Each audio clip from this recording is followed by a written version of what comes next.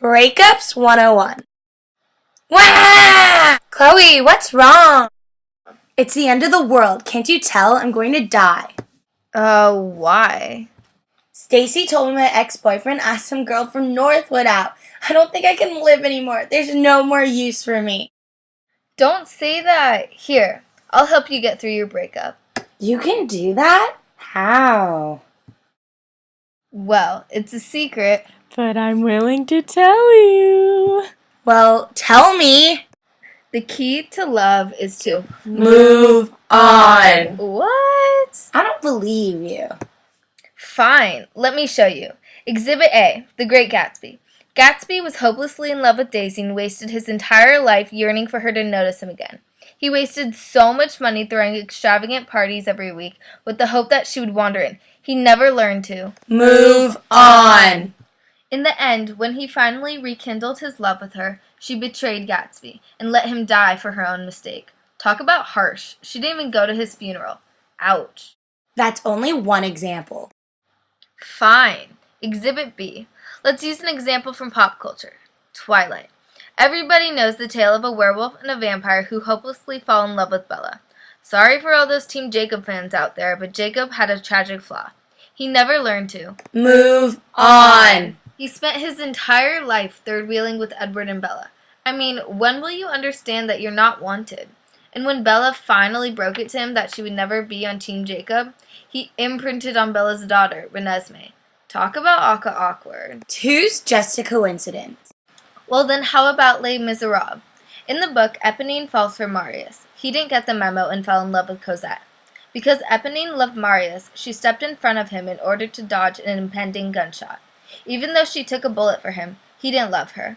He still loved Cosette and married Cosette. In the end, Eponine was merely another casualty from the revolution. She could have avoided death if she learned to Move on. Okay, I'm not going to get shot in a revolutionary war, so that has no relevance to me.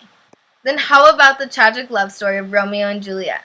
Romeo and Juliet were hopelessly in love after meeting at a party, but were forbidden to see each other because of the ongoing feud between their families, the Capulets and the Montagues.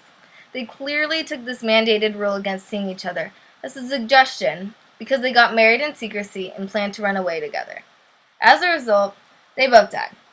Their death could have been avoided if they decided to Move on. However, because they didn't Move on. Romeo and Juliet was a 3-day love story between two reckless teenagers that resulted in their death. I see that you have a point. Maybe I should listen to you. Maybe is not going to cut it. So how about the classical love story Gone with the Wind? Scarlett O'Hara was always in love with Ashley. Even when Ashley got married to someone else, she still tried to weasel her way into his heart. Even when her husband died and Ashley was declared missing in action, she mourned for Ashley, not for her own husband's death. Then, worst of all, Rhett Butler fell in love with Scarlett, but she was already set on Ashley. In the end, she finally realized that her chances at a relationship with Ashley were hopeless, and that she was actually in love with Rhett. However, her epiphany was too late. Rhett moved on and revoked his love for her. Thus, she was forever alone.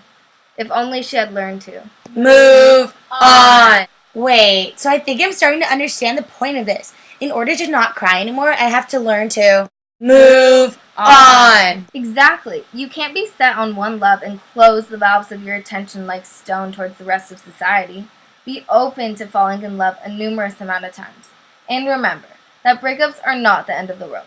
Who knows? There may be another emperor at your low gate waiting for you to let him into your life. Okay, so let me get this straight. In order to get over him, I have to move on. In order to stop caring about him, I have to move on. In order to continue with my life, I have to move on. Yes, the key to love is to Move on. Whoop, there it is.